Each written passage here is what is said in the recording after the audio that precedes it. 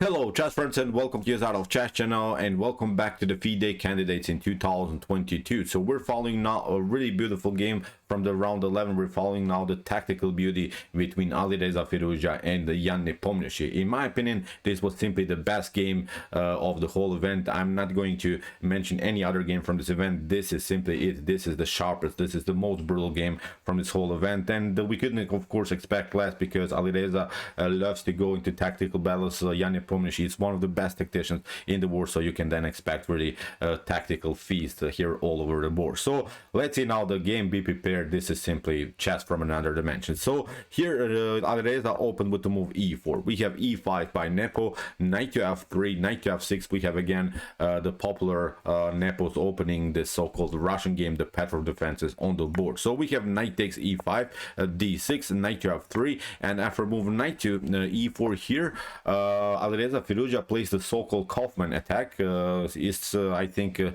natural idea, nothing wrong with this move. So of course also the main line would be something like d4, but c4 is perfectly fine. Then of course with d4 we want to build really central control with both of these pawns. So here in the continuation we have knight to c6 by Nepo. We have d3, kicking with the knight, knight to f6, and now after move d4. Here, as we said, the white is now here really a dominant position in the center, has now really a flexible and mobile pawn structure here on the c file and on the d file. So we have bishop to e7. So Nepo castles fast. Of course he wants to secure the king. We have d5 attacking the knight, and now Nepo plays the knight to e5. And from this point on the game it's already very interesting.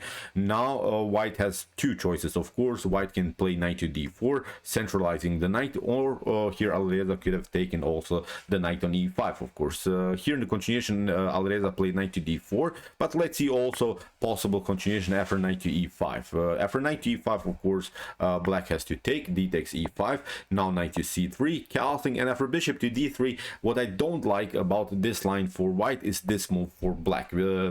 This move I think is breaking the main advantage that white has here. We have said c4 d5. Okay, so far it would be a powerful central if you can stay with these two pawns like this, but now with c6 Nepo would I think break it, and you have to make now a decision. If you allow your opponent here to take, c takes d5, c takes d5, then I think you leave yourself here with an isolated pawn. If you take here, of course, look at this, this square for the knight is taken. Now queen to c7, rook to d8 is going to happen, so I think black is even slightly better here. So as I said, that's why the correct choice here by Alireza, knight to d4, kingside castling, knight to c3, normal development, and now bishop to g4. And from this point on I think the game becomes really wild and tactical because Alireza makes his first mistake. He plays now the move f3, and this is not good because of many things. First of all, you're weakening too much your pawn structure in front of the king, so you have here several dark square problems.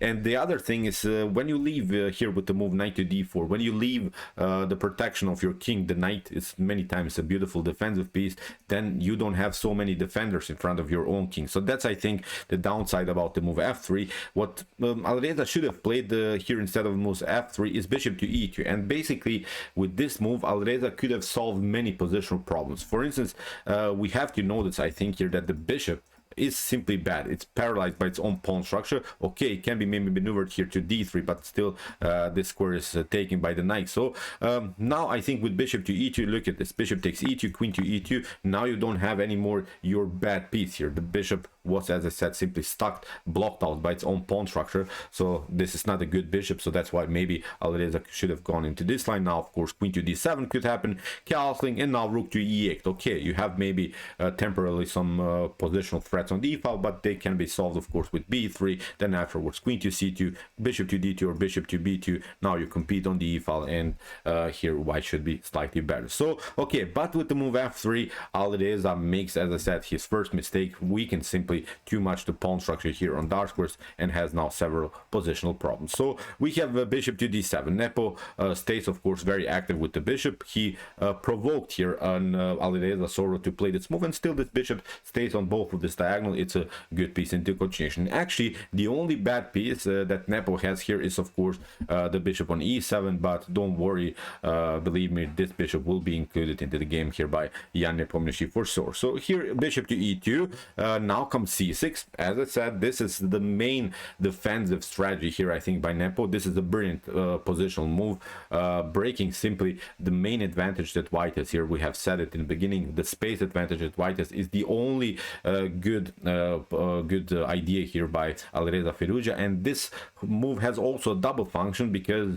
we're breaking, of course, the d5 square, but we're also including the queen on b6, where already the knight is a little bit loose. And as I said, with the move f3, you have already exposed yourself. So now with the move queen to b6, you're facing really many darker problems. So here kingside castling plus played by Alireza. We have c takes d5, c takes d5. Whatever you do, you will lay yourself, as I said, with an isolated pawn. So now again, here a much better position for black. So after move c takes d5 was played, as we said, we have now queen to b6. You see already some wild tactical threats. And the downside now also is that you cannot compete here with bishop to e3. Then of course a little bit the b2 is weak here in in white's position. So king to h1, Alireza gets out of the mess. Rook from a to c8, and now Alireza makes what Alireza makes many times in blitz and bullet games. He's playing too aggressively sometimes. He doesn't have to do this. He can play more solid game. I think he should understand his position, that he's maybe slightly worse, and maybe do sort of positional ideas, how to make his position better, maybe improve the position somehow. Now with the move g4, okay, you are attacking something, but you haven't solved any problems with your knight on d4. Still you have a weak d5 square. Still these bishops are very dangerous in the near future. There are even in some occasions some tactical threats with knight takes g4. Still this bishop is paralyzed with on c1. You cannot move it because here of course the b2 is weak. So too many weaknesses, I think, just in order to make some kind of attack. You have to first regroup and then you can attack. Now with the move g4, it's simply too aggressive here. h6, it was a good defensive move here by Nepo. Now even h4 here by Alireza, and this was now where everything went down, I think, with the move h4. Now Alireza exposed himself simply too much, and from this point on Nepo is taking over. What maybe as a good idea could have been here, knight to f5. Okay, after bishop to f5, g takes f5, you have sort of a double pawn structure, but at least you can create maybe some madness with rook to g8 and similar stuff. So at least something you have in this position. Then you can maybe try some ideas, maybe f4 or bishop to d3, bishop to e4, cementing really your positional light force. But at least something, I think, at least with the long diagonal here on the light square, with also the long diagonal on the dark square, with the activity on the g file, you can make something out of this position. But as I said, here too aggressively by Alireza, h4. Now Nepo plays the correct move, rook to e8. He's simply including more pieces in the attack, and he has now really a nice attacking formation. So Alireza plays again just forward. He doesn't calculate, I think, everything here. A better idea is again rook to g1, just to prepare your g file attack. You have to play aggressively with your pieces, not with pawns only. Now with the move g5, from this point on, Nepo will play really one of the most brilliant attacks in chess history, I would dare even to say, because Nepo plays now really the most accurate stockfish 15 moves all over the board. So we have h takes g5, h takes g5, knight to h5. Of course, here Nepo is targeting with knight to g6 and knight to f4, the f4 square. If that happens, if black cements the position around the square f4, then of course the g5 pawn is weak. So here we have king to g2. Alireza is trying to improve the position of the king, and it's also trying to include the knight, the rook into the game, pardon me. So here we have knight to g6. So Nepo is preparing now the move knight to f4. Alireza stops this move with knight to f4, with the move pawn to f4, but now Nepo found really the most brutal tactic. Maybe you can pause the video and try to see now here the best continuation for black. I mean, probably you can sense the move, but this is really hard to calculate. I think in this types of position you have to sort of have sort of a feeling like Mikhail Tal. I think that Mikhail Tal, when he played chess, didn't calculate everything. He had sort of a good feeling sometimes about tactical shots, about tactical position, and he was greedy to play tactics, and that's exactly, I think, what happened here in Nepo's game. Maybe he didn't calculate everything, I'm not sure, but I think he felt here the position that something could could be going on, and he played now the most brilliant knight from h2 f4, sacrificing now the knight after bishop to f4. Okay, let's see possible continuation after rook to f4. This wasn't played in the game, but let's see also this line, knight to f4, bishop to f4, queen to b2. You see now the queen gets very active into the game. Now you could maybe try knight to e4 to get out of this mess, because also the knight on c3 is hanging. Now rook to c4 is here a brilliant move that could have happened. This wasn't played as a game because after bishop c4 is not possible because of the activity on the second rank. Now you could play maybe some other opportunities, but look at this knight is hanging, this knight is hanging, this bishop is hanging, so too many pieces lined up on the fourth rank. One of them will be taken for sure, so it's game over, I think, here for white. So that's why after move knight to f4, Alireza played bishop to f4, but now with a similar tactic, queen takes b2, and the queen takes b2 again comes very active into the game. The knight is hanging. Alireza plays the only move, knight to e4, and here things became really complicated. Here Nepo played the second best maybe move, but still it's a good move, it's a great move, it's an aggressive move.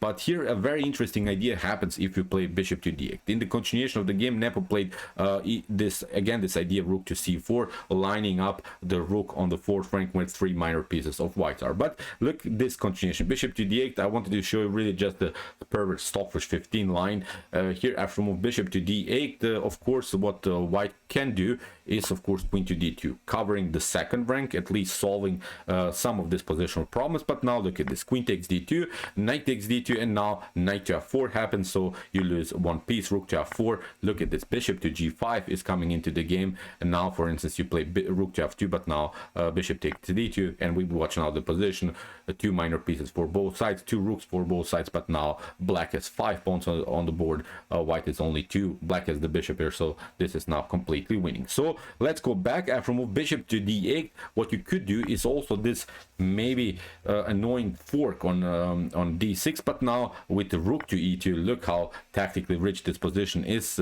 Queen to e2 is of course not possible, you lose simply the knight on d4. Now you can play the knight to c8, but look at this, knight to f4 is going to happen. Now you have to give up the rook. If you don't give up the rook, then here the position is really weak. We have a knight to e2 and the game is over. After move rook to f4, look at this, we can take rook takes f4, the knight is hanging. You have here several problems on against this naked king, so again it's simply game over. So let's go back after move rook to e2. Here you don't have to take out with the queen, you can also take out with the knight, but then again things can become really wild after rook to c2. There's not good a way anymore to protect your second rank. Whatever you do, rook to f2 is not possible because you get the knight to f4.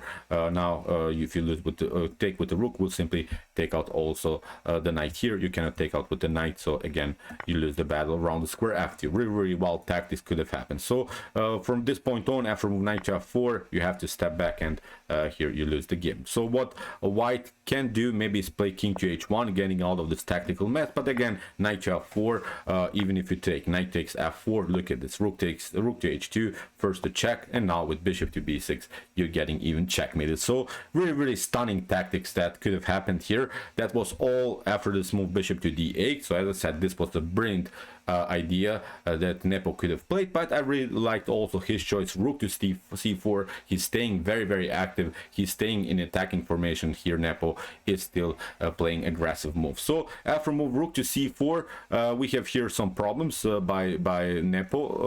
Here of course also the bishop is hanging on on f4, so that's why Alireza played bishop to e3, connected now the pieces somehow. The knight is a little bit protected now. Probably Alireza thought maybe this is it, maybe I can get out of this tactical mess. But now Nepo played again a brilliant stockfish 15, a Mikhail Tal move. Maybe you can pause the video and try to see now really the best continuation. It's really hard to see, but Nepo played here really his immortal game. Really wild stuff what Nepo saw here. Okay, take your time, it's not a problem if you don't see it, because it's so wild how Nepo played the game here.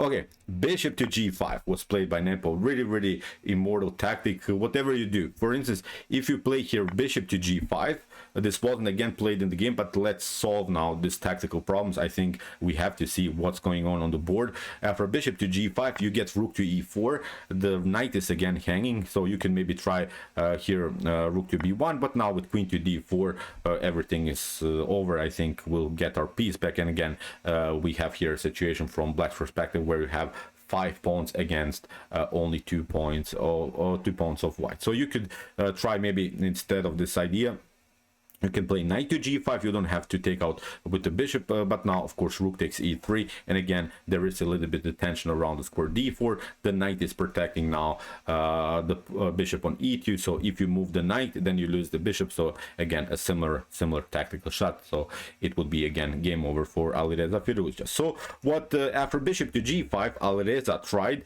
he tried a perpetual. So he played rook to b1. He's trying now to get out of this mess by allowing maybe Nepo here to take out the pawn on a2, and then he's trying maybe to do some perpetuals with the rook. I think Alireza in this position would be satisfied with the draw in this tactical mess, so that's why here he tried rook to b1. We have queen takes a2. He tried rook to a1 again, and after this one Nepo played again the most important, the most brilliant move, rook to d4. So he played in every moment the most beautiful counterattack, and that's the beauty about chess. When you get attacked, don't consider just how to escape. You should always consider also counterattacks. But let's see now again possible continuation. So in the game we have rook to a2 was played by Alireza Firouzja, but let's see what happens if you take out, for instance, here with the queen. If you take out with queen takes d4, then you get queen takes e2, so the queen gets deflected here, and now here again there's too many tactical problems here for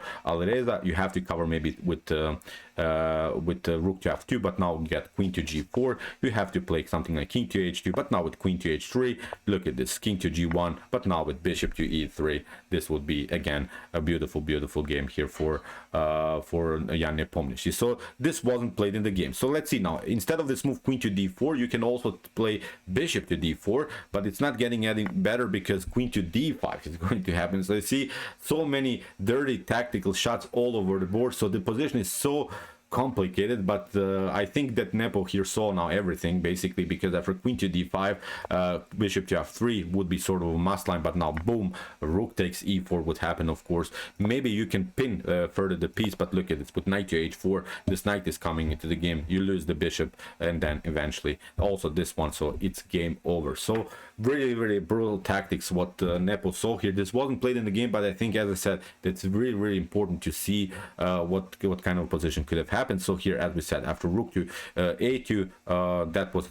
here Alireza's continuation. Nepo simply took, rook takes d1, and here Alireza simply took with the bishop takes d1. So for bishop takes d1, Nepo has here the chance now to finally take out the bishop on the e3, but of course the downside a little bit is that you're weakening the d6 pawn. But now of course it's not a huge problem here. Nepo simply plays rook to e7. Still maybe this is a weakness, but when we watch now the structure, okay, Nepo is down the exchange, but he has now 2 connected pawns, he has also 2 powerful bishops, so it's still a much better continuation for Jan Nepomniachtchi. So here Alireza played bishop to b3.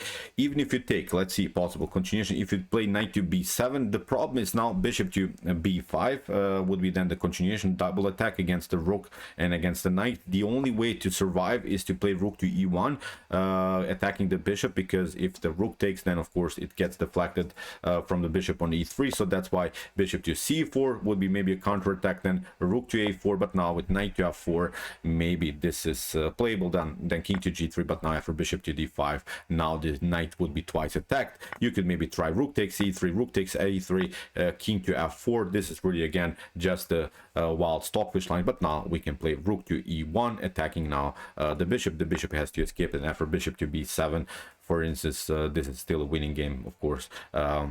Here Nepo would be 3 pawns up. Okay, maybe you can take out this one, but now we play simply bishop to d5, bishop to e6, cementing, and just push the pawns further. So after move bishop to b3 was played by Alireza, so he didn't take out the pawn on b7 immediately. Nepo plays bishop to c5, knight to b7, but now bishop to b6 is a little bit trapping now the knight, because the knight doesn't have good squares. The knight is a little bit out of game. For instance, if you try knight to a5, if you try to escape with the knight, then you get this one, rook to e3, attacking now the bishop, and the bishop is a little bit too connected to the knight, so the knight is a little bit overloaded here on a5.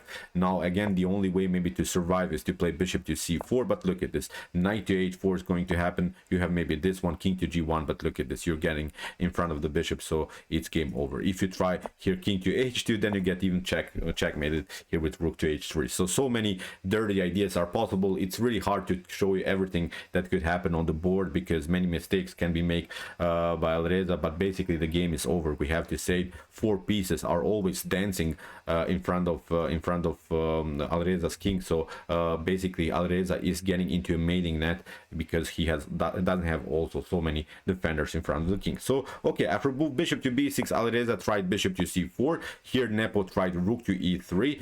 This is a very important move because it cuts off the king's potential escape route. Many times if you're trying to attack the king, the king is trying to go on your side of the board and tries to escape, but now here Alireza tries to move king to h1 and now bishop to h3, attacking the rook. There are also many different ideas. You can play knight to h4 again as a similar idea, then again some ideas of rook to h3, again building sort of a mating net. Maybe this wasn't the most accurate move here by Nepo when it comes to computer relations, but it's still a brilliant move. At least it's an attacking move. It makes again Alireza react, we have to say. So now Alireza plays rook to c1, and we have to say it also here Alireza was down on the clock. He had around 2 minutes, and we're now in move 34, so Alireza would have to play 6-7 more moves in order to get the time control, in order to get an additional hour. So nothing special, of course, nothing possible here for Alireza anymore. He cannot defend his position here. Nepo found again a beautiful move, bishop to f5,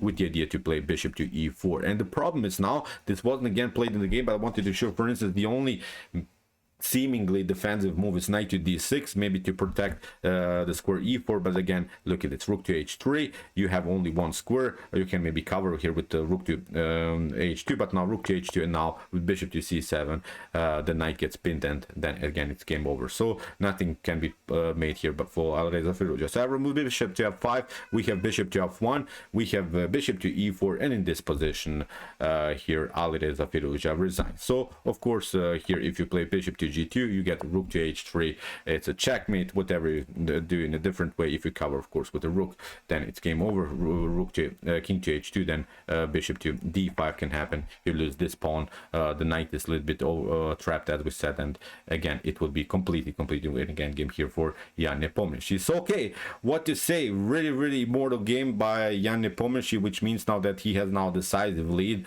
I'm not sure how the other games ended, but still only 3 more moves have to be played, and Jan Nepomniachtchi has now really a decisive advantage. So in my opinion, Nepo is the one that will challenge Magnus Carlsen for sure. So we'll see if Magnus wants to play against Nepo. I think it will be a shame if he doesn't against such a strong Jan Nepomniachtchi, because it's now different Nepo than the Nepo from the last World Chess Championship. I would love to see Magnus Carlsen playing against Nepo in this form. So as I said, it's a really brilliant performance by the Russian Grandmaster so far in this tournament. So congratulations. It's, in my opinion, as I said, simply the best game of this tournament. I hope you enjoyed it. Really wild tactical game. That's what we wanted to see in the candidates. I really hope that you enjoyed this beautiful tactical feast. So okay, if you want to see more games from this event, check out also my coverage so far. We have seen so many beautiful games in the super event, and if you like this content, don't forget to subscribe to my channel. See you soon with some more videos, and chess is the best, of course.